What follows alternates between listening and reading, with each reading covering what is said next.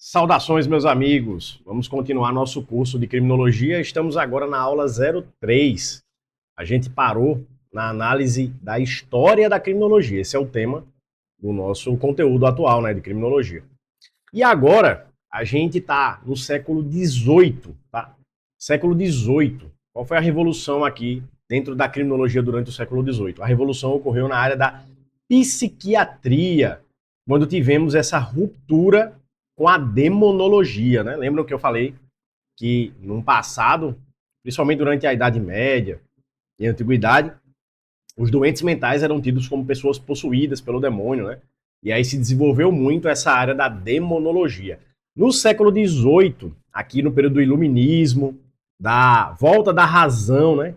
Dominando aqui a mente humana, a gente tem essa ruptura com a demonologia. A psiquiatria ela revoluciona principalmente a partir dos estudos de Philip Pinel, né, do médico Philip Pinel. Ele rompe finalmente com essa crença de que os doentes mentais eram possuídos pelo mal, pelo demônio, e ele introduz o tratamento médico em vez de uma punição, de uma tortura, de um castigo para eliminar o demônio daquele corpo. Tá? Então, século XVIII, a marca principal na criminologia é esse rompimento aí com a demonologia, o início dos estudos de psiquiatria através do pai da psiquiatria forense, que é o Philip Pinel. Questãozinha de concurso. Ó. O ramo da criminologia que estuda a vítima é denominado frenologia criminal. E aí, pessoal, certo ou errado? É errado, né? Me ajude, né? O ramo da criminologia que estuda a vítima é a vitimologia. Frenologia criminal é aquele ramo da criminologia, né? Que tem relação com a má formação do cérebro, né? A gente estudou aqui nessa parte histórica da criminologia. Foi logo no finalzinho dos estudos da escola clássica, aqui, ó, através do médico Franz Joseph Gall, né? Ele que desenvolveu, também no século XVIII, aqui junto com a psiquiatria, né? Veio o estudo da frenologia. É a relação entre o comportamento criminoso e a má formação do cérebro. Então é o estudo da formação do cérebro, frenologia.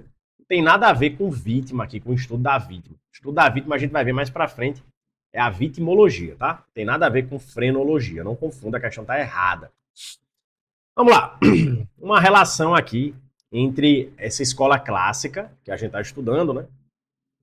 E a teoria da pena de Hegel. Qual é a relação? Vamos lá. Dentro do estudo aqui da escola clássica, né, que antecedeu a escola positiva, onde a criminologia ela ainda não era tida como uma ciência autônoma, ela não tinha método próprio, ela se valia muito do método jurídico, dedutivo, né? O crime aqui, durante a escola clássica, ele é estudado tão somente como um ente o quê? Jurídico, né? Influência principal aí do iluminismo. Um ente jurídico, um ente abstrato. Um ente que não existe na realidade, né? Ele existe somente no mundo das ideias, né? E aí, dentro ainda da escola clássica, por causa dessa influência do iluminismo, de que o homem é dotado de razão, de que ele sabe o certo e o errado, de que ele tem livre arbítrio, surge a parte da responsabilização. Então, pela escola clássica, o homem, por ser um homem livre, por ser um homem racional, por ser dotado aí da razão, ele é um responsável por suas ações, uma responsabilidade aqui moral, uma responsabilidade ética. Então, o crime, ele tão somente é, segundo a escola clássica, o mau uso do livre-arbítrio, o uso errado, o uso equivocado do livre-arbítrio.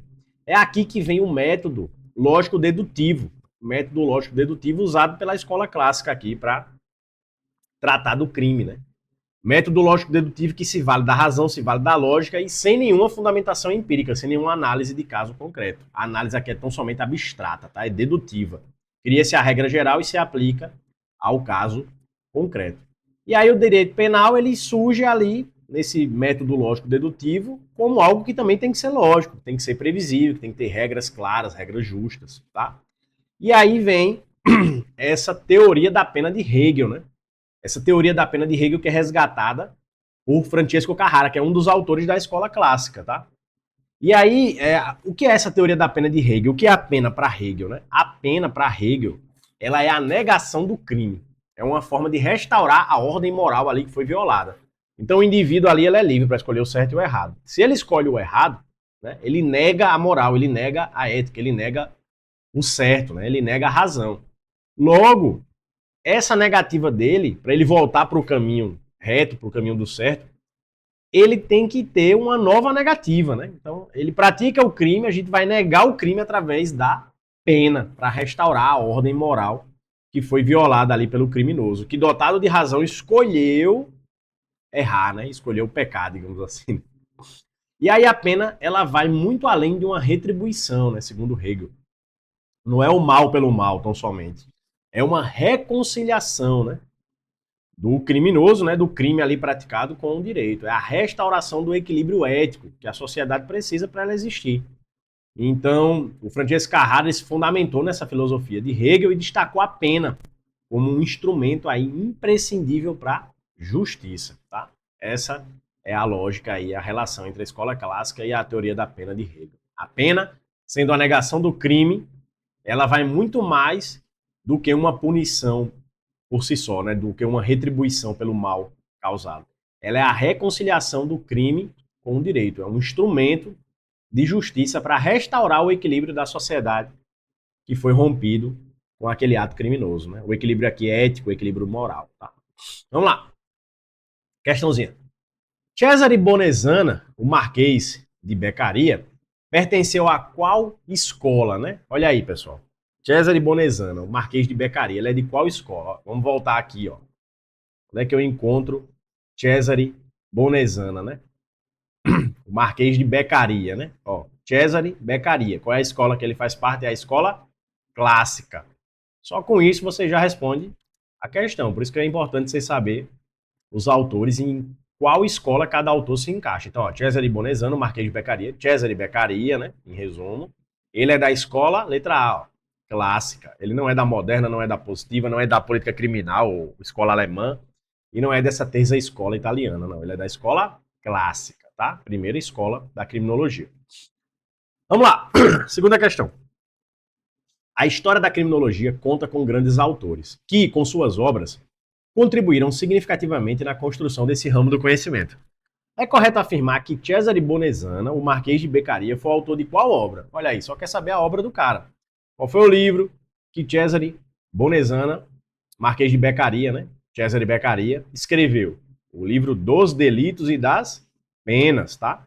Em que ele trata aí do crime como um ente jurídico, em que ele traz ali princípios, hoje previstos na nossa Constituição, princípios relacionados ao crime, à pena, legalidade, anterioridade, humanidade das punições, proporcionalidade, tá? O livro aqui de Cesare Beccaria, né? É dos Delitos e das Penas, tá? O homem delinquente aqui, lembram de quem é? Lembram de quem é o homem delinquente? É de Lombroso, né? Cesare Lombroso. Dá para não confundir Cesare Bonesana, né? Cesare Beccaria com Cesare Lombroso. Não tem nada a ver um com o outro. Cesare Beccaria é da escola clássica. O livro dele é dos Delitos e das Penas. Cesare Lombroso, ele é da escola positiva, tá? Ele é o pai da criminologia. E o livro dele é O Homem Delinquente, onde se iniciou o método científico da criminologia, tá? Então, dos Delitos e das Penas, letra B. Próxima questão. A escola clássica da criminologia tem como objeto principal de estudo o crime como um ente jurídico. E aí, certo ou errado, pessoal? Certo, certo, tá? Então, a criminologia, no período da escola clássica, ele tão somente se preocupava com um objeto de estudo, que é o crime. E a escola clássica, por não ter um método próprio para a criminologia, se valia do método o quê? Jurídico, né? Lógico, dedutivo. Se valia do direito. Tanto é que os caras só falavam de direito, né, nesse período aí. E aí ele viu o crime como um ente o quê? Um ente jurídico. A gente vai ver que com a evolução, quando a gente passa para a escola positiva, o crime ele deixa de ser um ente jurídico. Ninguém está nem aí para ente jurídico na análise do crime. Mas aqui na escola clássica o crime é um ente jurídico porque a criminologia não tinha autonomia, ela era totalmente dependente do direito, né? Então tá certa a questão, tá, pessoal? Tá correto. Vamos lá, próxima. No tocante às escolas da criminologia, assinale a correta. Letra A. A escola da criminologia positivista tem como objeto de estudo o crime, o criminoso, o controle social e a vítima. Mais pra frente a gente vai ver que não é bem assim, né? Vamos continuar para não perder o fio da meada aqui, ó. Letra B. A escola da criminologia clássica tem como objeto de estudo o delito. Delito é a mesma coisa que crime, tá, pessoal? O delito. Compreendido como um ente jurídico. Olha aí o gabarito, ó. Letra P, né? Letra B, tá? A escola clássica tem como objeto de estudo o crime, o delito, sinônimo, e ele é um ente jurídico para esse período. Tá correto, o gabarito é a letra B, tá? Só para matar a curiosidade de vocês, ó. A letra A aqui, o problema da letra A é que durante a escola positivista, o objeto de estudo principal aqui deixou de ser o crime, tá? E ela se baseou meio que exclusivamente no criminoso, tá? Tanto é que o livro do pai, né, da criminologia, do principal autor da escola positivista, o livro se chama o quê? O homem o quê? Delinquente, né? O homem criminoso, ou seja, os estudos da criminologia, eles foram quase que exclusivamente em cima do criminoso, tá? Então, enquanto a escola clássica, olha uma outra diferença interessante. Enquanto a escola clássica, ela se preocupou bastante em estudar o crime, e aí tem um destaque, né? O crime enquanto ente jurídico, a escola positivista, ela se preocupa muito em estudar o criminoso, tá? O criminoso, tá? E aí mais para frente a gente vai ver esse estudo da escola positivista que, para a prova, né, é uma das escolas mais importantes, para você ter várias informações na mente, tá? Então, letra B, o gabarito dessa nossa questão. Próxima questão. A escola penal em referência pode ser considerada um nascedouro dos princípios da proporcionalidade, da sanção penal, da punição e da legalidade. Olha aí, uma escola da criminologia, ele está perguntando aqui, que deu cabimento, né, a alguns princípios do direito penal, né? Proporcionalidade, da punição, legalidade. Aí vamos lá. Para os representantes dessa escola penal, o crime é um conceito meramente jurídico. Olha, já está ficando fácil, né? A responsabilização penal é calcada na ideia de livre-arbítrio. Ó, livre-arbítrio por quê? Porque o homem é dotado de razão, lembrem. Essa escola ela teve muita influência do iluminismo. Assumindo apenas caráter meramente retributivo. A escola penal retratada é a escola o quê? Clássica, pessoal. A escola clássica, né? Caráter aqui retributivo é no sentido de que o indivíduo, por ele ser livre, né? Ter livre-arbítrio, já que ele é dotado de razão, para escolher entre praticar o crime e não praticar o crime, ele escolheu praticar o crime, aí tem que vir a negação desse crime, que é o quê? A pena. Então a pena ela vai ter caráter aí retributivo. Só que lembrem, né? O Francesco Carrara ele deu uma evoluída nessa questão da retribuição da pena, né? Através da teoria da pena de Hegel. Né? Ele evoluiu esse conceito e aí ele trouxe ali, além de um caráter retributivo, a manutenção aí do equilíbrio, né? A restauração do equilíbrio da sociedade. A pena ela é, acima de tudo, um instrumento de justiça para trazer de volta aquele equilíbrio rompido quando o indivíduo praticou o crime. Um equilíbrio o quê? Ético, equilíbrio moral. Mas, gabarito da questão aqui, letra A, escola... melhor dizendo, né? Gabarito da questão aqui, letra C, escola clássica, tá? É a escola clássica que trata dos princípios do direito penal, é a escola clássica que vê o crime como um ente jurídico, é a escola clássica que fala aqui que o indivíduo, ele tem livre-arbítrio, logo, ele, por ser dotado de razão, se escolheu praticar o crime, tem que ser punido, daí o caráter retributivo da pena, tá? Isso é tudo escola clássica. Mais uma. Assinale a correta quanto aos objetos da criminologia. Letra A. O conceito de crime para a criminologia é o mesmo conceito adotado para o direito penal. Ou seja, o crime é um fato típico? Não, pessoal. A gente já viu isso aí, né? Na introdução. Né? O conceito de crime para a criminologia não tem nada a ver com o conceito de crime para o direito penal. Porque a criminologia, com o avanço dos estudos, ela se desvinculou do direito penal, ela passou a ser uma ciência autônoma, um método próprio. E enquanto o direito penal analisa o crime de forma lógico-dedutiva, a criminologia analisa o crime através do empirismo, da indução. É o método indutivo, né? São métodos contrários, logo os conceitos de crime não são iguais. Letra B. Para a escola clássica da criminologia, o criminoso é um ser que pecou, que optou pelo mal, embora pudesse e devesse escolher o bem. Perfeito, pessoal. Esse é o gabarito, tá? Lembrem, a escola clássica, ela diz o quê? Que o indivíduo, ele é dotado de razão, né? Devido às influências do iluminismo. Logo, se o indivíduo praticou um crime, se ele pecou, se ele escolheu pelo mal, ele tem que receber a pena, ele tem que ser punido. É a questão da retribuição da pena, tá? Até então, pra gente aqui o gabarito é a letra B. Vamos ver as outras? Para ver se tem alguma mais certa do que a certa, né? Às vezes as questões fazem isso. Letra C. A vítima, via de regra, foi protagonista no crime, motivo pelo qual é dado o nome de idade de ouro da vítima, ao período compreendido entre os primórdios da civilização até o final da Alta Idade Média. Então, pessoal, né? Nos estudos da criminologia, a vítima ela teve o seu período ali de ouro, né? Em que ela era realmente protagonista. Mas, via de regra, não foi assim que aconteceu. A gente está vendo aqui que, primeiro, a criminologia ela buscou estudar o crime durante a escola clássica. Depois, na escola positivista, ela passou a analisar o criminoso. E aí é só mais lá na frente que ela vai se preocupar com a vítima, tá? Então, via de regra, ela não foi protagonista não, né? Ela foi bastante escanteada. Até hoje, na verdade, atualmente, na prática principalmente, a vítima ela é bastante escanteada, né? Ela é bastante esquecida. Quando vão pensar na vítima, já não tem mais graça. Hoje em dia se preocupam muito com o criminoso. Letra D. Para alcançar as metas do controle social, as organizações sociais utilizam dois sistemas articulados entre si: o controle formal, a exemplo de clubes de serviço, e o controle social informal, a exemplo do direito penal. Tá errado aqui, né, pessoal? Isso aqui é a parte de controle. A gente ainda vai estudar, então não vou adiantar. Mas a letra D tá errada. Tá trocando aí, né? O controle social informal é que seriam os clubes, enquanto que o formal são as instituições, né? É a polícia, é o poder judiciário, é o Ministério Público. Vamos lá, letra E. Depois a gente vai estudar controle social e aí a gente vai ver a diferença de formal e informal. Mas não agora. Letra E. Para a criminologia, o estudo da vítima passa por uma classificação: primária, secundária e terciária. Aí beleza, aí tá certo. Na qual a vitimização primária caracteriza-se pelo mau atendimento dos integrantes dos órgãos estatais. Aí tá errada a questão, né? Na verdade, esse mau atendimento é vitimização secundária, né? É a revitimização. É quando a vítima, que já sofreu aquele mal por parte do criminoso, vai procurar o Estado para ser amparada e os próprios policiais, por exemplo, né, os membros dos órgãos estatais, Ministério Público, Judiciário, o que seja, ele revitimiza a vítima, tá? Ele vai e a ofende mais uma vez. O erro da letra E é falar que isso aqui é vitimização primária.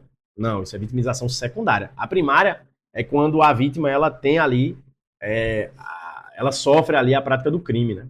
Ela é violada pela primeira vez, pelo criminoso. Aí quando ela vai procurar ajuda, por exemplo, uma mulher, ela é espancada pelo marido, vitimização primária.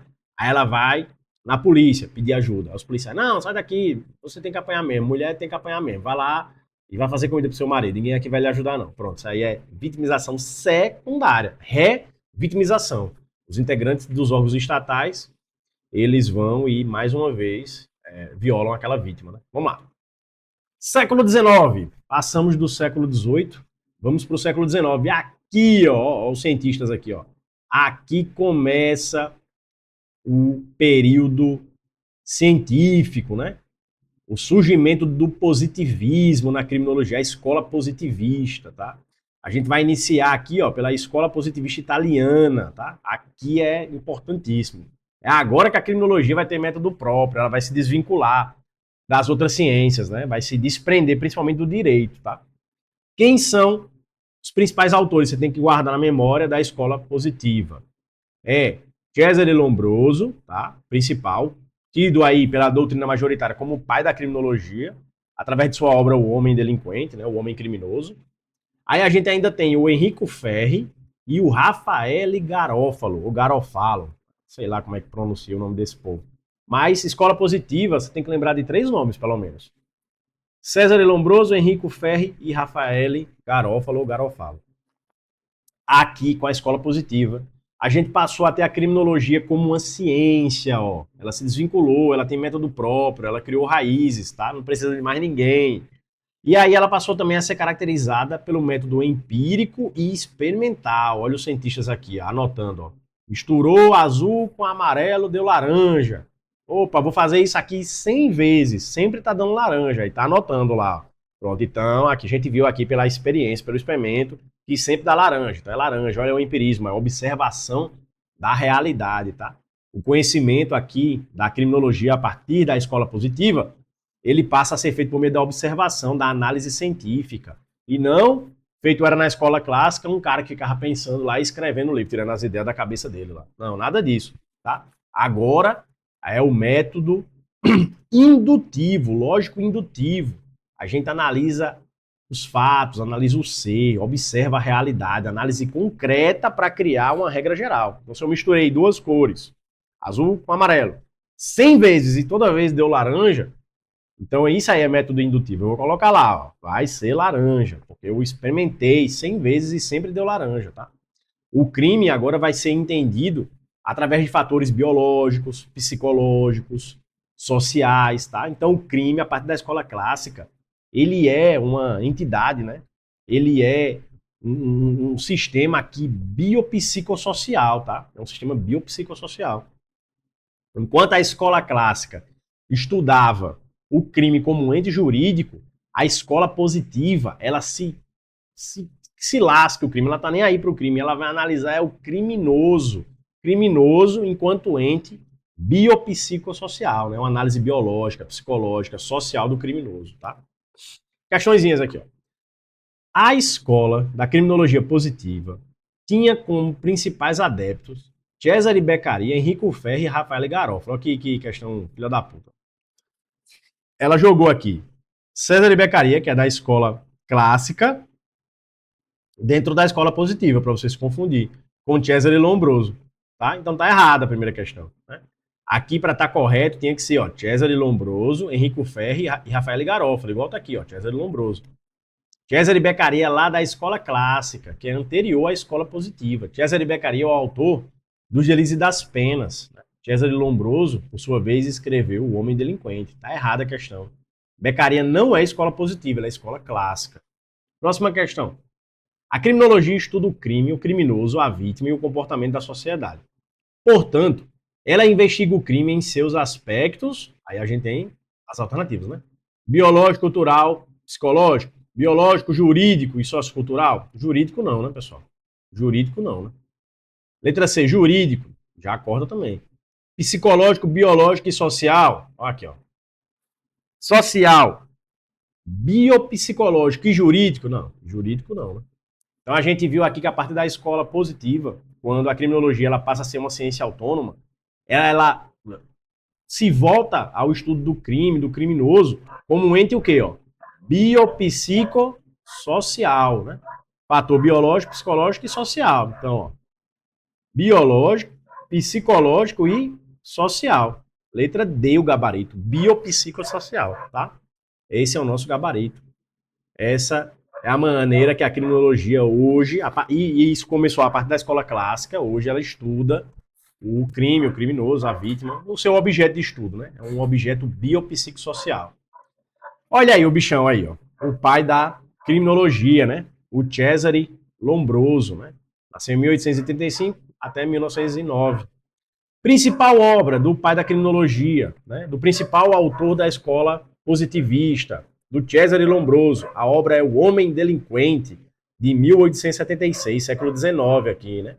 Ele também tem como marco, além da criminologia, né, a antropologia criminal, né? Ele rompe através de sua obra com a escola clássica e traz um enfoque científico no estudo do crime, não mais jurídico, né? Ele passa a analisar o crime aí através de empirismo, através de método lógico indutivo, tá? Método científico. E o que é essa teoria do homem delinquente criada pelo Cesare Lombroso, né?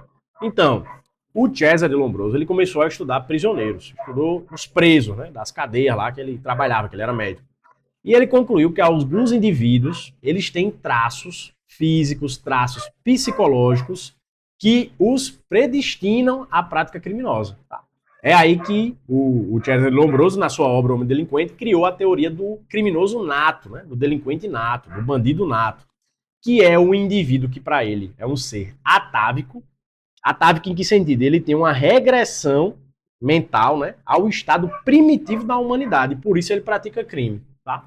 Qual é o método de estudo aqui? É o empírico indutivo, é baseado na observação e na experimentação. Então ele pegava os presos ali, ele pegava 100 presos, aí via, ah, para esses presos tem toda a orelha grande, ó. Então, o criminoso nato é um criminoso da orelha grande. Esses cabras aí, eles têm muita tolerância à dor. Então o criminoso nato é um ser que tem tolerância à dor.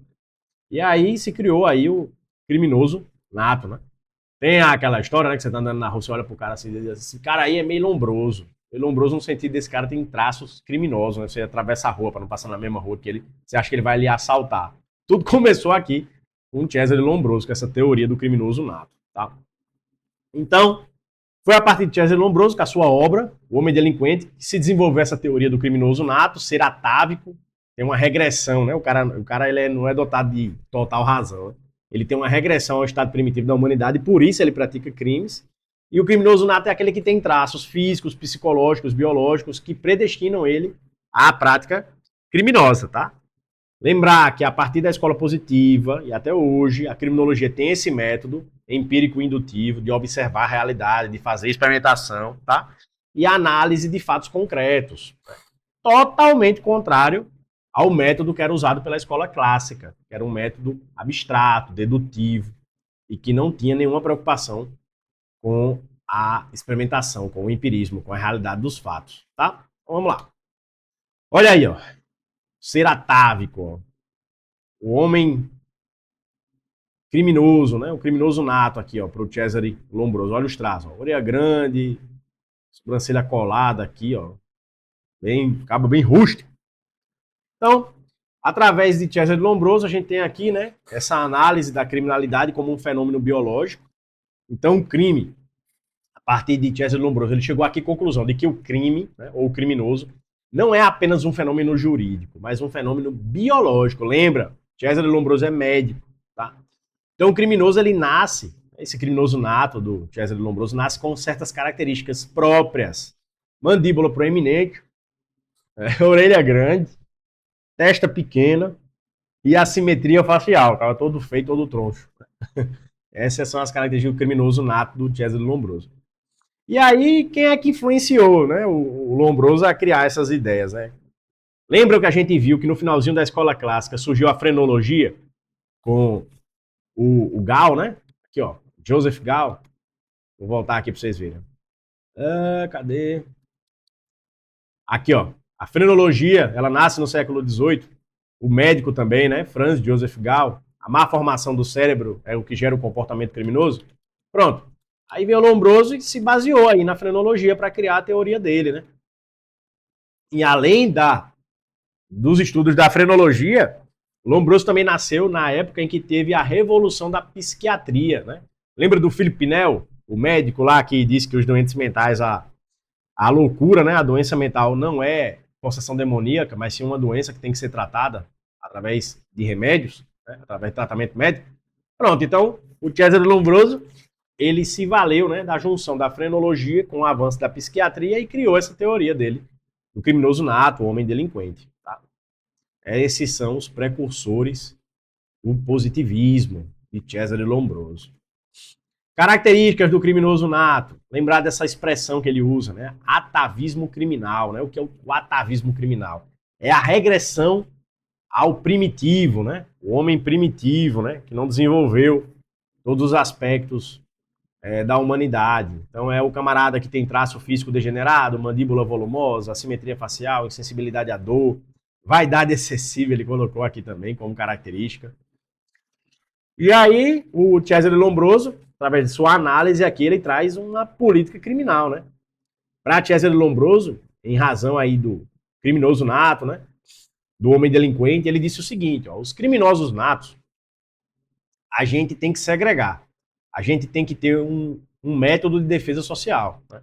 Então, os criminosos natos, para Cesare Lombroso, têm que ser isolados da sociedade antes mesmo deles cometerem crimes, porque pelo aspecto dele já se percebe que ele é um criminoso, que ele vai praticar um crime. Então, a ideia do Cesare era prender o cara antes de ele fazer nada, só porque ele tem esses traços aqui do atavismo criminal.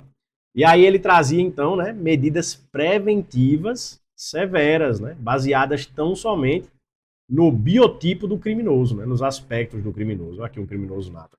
Outro criminoso nato aqui, outro criminoso nato. A frenologia analisando o crânio do indivíduo aqui, ó, os precursores de Cesare Lombroso. E aí Lombroso concluiu o quê? Ó, ele concluiu, né, que a gente tem que segregar o criminoso nato da sociedade antes mesmo dele praticar o crime, através de medidas preventivas severas aí, com base exclusivamente no biotipo criminoso, né? Nessa questão do criminoso nato, do atavismo criminal. Hoje, né, esse determinismo aí do Cesare Lombroso, ele tem respaldo científico? Não, né? Não tem respaldo científico. Ele foi muito criticado, né? Hoje a gente não adota é essa ideia aí do Cesare Lombroso. Para a época foi importante, porque deu autonomia à criminologia, trouxe aí o método empírico, método científico para dentro da criminologia, mas hoje essas ideias do Lombroso são rotuladas como ideias preconceituosas, né? Preconceitos sociais, preconceitos de gênero. Então, não diga que está certo essa teoria, né, do Lombroso. Ela foi importante de forma histórica, mas não é adotada hoje em dia, não é para ser adotada de jeito nenhum. Questõezinhas aqui, ó, vamos lá. Um dos expoentes da escola positivista da criminologia, Cesare Lombroso, aí tem as alternativas, defendia o determinismo social. E aqui está certo, né? Lembrem, né? Olha a outra diferença. Ó. Lá na escola clássica, o indivíduo era livre porque ele era dotado de razão. Já na escola positiva, o indivíduo não é livre. Né? A gente tem um determinismo. O indivíduo que nasce com as características do criminoso nato, ele não é livre, ele vai praticar crime. E aí é por isso que a gente tem que prender ele, segregar ele, adotar medidas preventivas para que ele fique separado da sociedade, tá? Então, até aqui, ó, defender o determinismo social está correto, o homem não é livre, né? Apontando fatores antropológicos, sociais e físicos como as causas do delito. Olha aí, já é o nosso gabarito. Né? O gabarito já é esse. Aí ele bota a letra B, classificava o delito em legal e natural. Não, o Lombroso, eu não falei nada disso aqui, né, que ele fez. Desenvolveu uma tipologia penal baseada no conceito de dolo e culpa. Não, tá nem aí para dolo e culpa. Isso é coisa do direito, isso é escola clássica. O Lombroso não quer saber de direito, não. Ele nem sabe nada de direito, ele é médico. Letra D. Adotou o método empírico indutivo em suas investigações, tá? Sendo essa sua principal contribuição para a criminologia. Essa letra D também não está errada, não, né? O método empírico indutivo, realmente. Vamos ver a letra E. Defendia o livre-arbítrio como fundamento da imputabilidade penal. Está errado, né? Não defendia o livre-arbítrio, na verdade era o contrário, defendia o determinismo. O indivíduo não era livre. Se ele nascesse com essas características do atavismo, ele já era um criminoso e deveria ser punido antes mesmo de fazer qualquer coisa. Tá? E aí a gente tem a letra A e a letra D, né? E aí, qual é o gabarito? Gabarito aqui, pessoal, é a letra D. Né? Lombroso defendia o método empírico indutivo em suas investigações, sendo essa sua principal contribuição para a criminologia. Lembre que foi através de Lombroso, da escola positivista, que se introduziu na criminologia o método empírico indutivo, porque antes, na escola clássica, a gente se valia do método lógico dedutivo, a questão de abstração, né? E qual é o erro da letra A? A letra A tem uma casca de banana aqui, ó. Até aqui no começo, ó, defendi o determinismo social, já tá errado, né? Na verdade, Lombroso, ele defendia o determinismo biológico. Ele não falava nada de determinismo social, determinismo biológico. O indivíduo já nascia biologicamente, né, com essas características relacionadas ao atavismo, né? Então não é determinismo social para Lombroso, é determinismo biológico. Próxima questão. O positivismo criminológico defende a ideia de que a pena é uma medida de defesa social, uma vez que não se trata mais de punir pelo mal causado, mas de proteger a sociedade contra indivíduos perigosos, inclusive com medidas de segurança e reabilitação. E aí, pessoal? Certo ou errado? Tá certo, né? A ideia aqui não é punir o indivíduo, né? Até porque o indivíduo ele não é livre, né? Segundo a escola positivista. Ele é determinado à prática de delitos por causa do atavismo. Então, a gente não vê mais a pena como uma retribuição durante a escola positivista. A gente vê a pena como uma medida de defesa social, a pena como um meio de segregação, para tirar aquele indivíduo da sociedade. Porque ele é criminoso nato, não adianta, ele vai praticar crime de todo jeito, embora ele ainda não tenha feito nada. A gente vê a pena como um meio para proteger a sociedade desse indivíduo perigoso. E aí é que entra a ideia da medida de segurança, né? Para os indivíduos que, muito embora não tenham culpabilidade, ainda não fizeram nada de errado, eles têm periculosidade, tá? Essa é a ideia aí da pena para o positivismo. Então, vamos encerrar por aqui. Próxima aula a gente vai ver Lombroso e a mulher delinquente. Ele também escreveu um livro para a mulher, né? Não é só o criminoso nato, não, o homem delinquente, não. Também teve a mulher delinquente, né? Então, valeu, pessoal. Até a próxima aula.